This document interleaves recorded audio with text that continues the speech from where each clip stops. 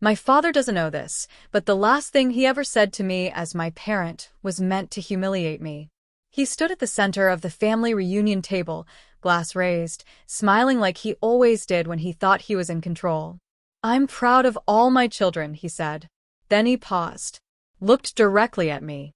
"Except the loser." Everyone laughed. I smiled too. But not because it didn't hurt. I smiled because I knew something he didn't. Something that would take everything from him, slowly, quietly, and permanently. I'm Lena. I'm 29 now. And for most of my life, I thought there was something fundamentally wrong with me. Not because I failed at life, but because no matter what I did, my father looked at me like I didn't belong. I was never good enough, never impressive enough, never worth bragging about. He loved reminding me of it, especially in front of other people. "You're smart," he'd say, "but not ambitious. You're capable," he'd add, "but you lack drive." Meanwhile, my siblings were celebrated like trophies. Mark was the golden son. Ava was the perfect daughter. And me? I was tolerated. After my mother died, whatever restraint my father had vanished. He stopped pretending. That's when I began noticing something else too. Little things. Things that didn't add up. It started months before the reunion. A routine medical test. A confused look from a coworker. A quiet, uncomfortable pause. "Are you sure this is your information?" she asked. I laughed it off. But that night, the question stayed with me. Then came another inconsistency. Then another. I pulled out old documents, childhood records, hospital files, and suddenly nothing matched. I didn't panic. I did what I always did. I stayed quiet and started digging. I called my aunt, my mother's sister. There was a long silence after I explained. Then she whispered, "Your mother begged me never to tell you." My heart stopped. That was the moment I realized my life had been built on something fragile, something carefully hidden. I didn't confront anyone. I ordered a test. And when the results came back, I didn't cry. I sat perfectly still.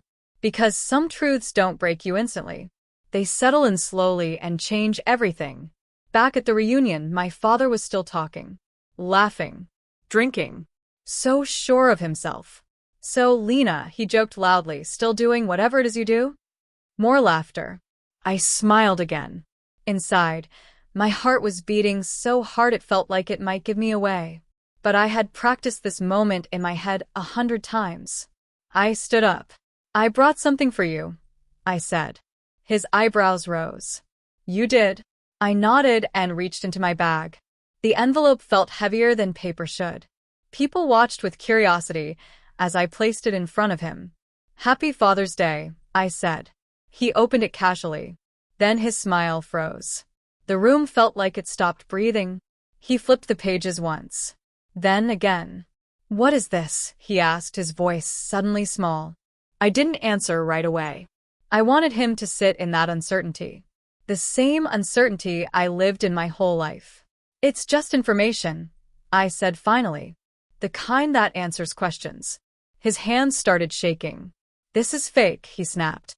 "Some kind of joke." I shook my head slowly. "No," I said. "It's a DNA test." Someone gasped. My father's face strained of color. "You're saying," his voice cracked. "I'm saying," I interrupted gently, "that biologically you're not my father." Silence. Not a laugh. Not a whisper. Just shock. He stood up so fast his chair fell over. "That's impossible," he shouted. "Your mother." "My mother knew," I said, my voice breaking despite myself. "She was just afraid." The word hung in the air. Afraid. The same woman who spent her life calming his anger, protecting his ego, carrying his secrets. I looked around the table. At the people who laughed earlier. "At least now I understand," I said softly. "Why was never enough." My father opened his mouth to argue. But the room was no longer his. For the first time, his authority meant nothing. I left without another word. I cried in my car, not from anger, but grief. Not for the man I exposed, but for the girl who spent years trying to earn love from someone who was never meant to give it. Today, my life is quieter, healthier. I don't smile through insults anymore. And I don't chase approval from people who only loved a version of themselves. Sometimes the truth doesn't come screaming. Sometimes it waits patiently, until the moment silence becomes unbearable.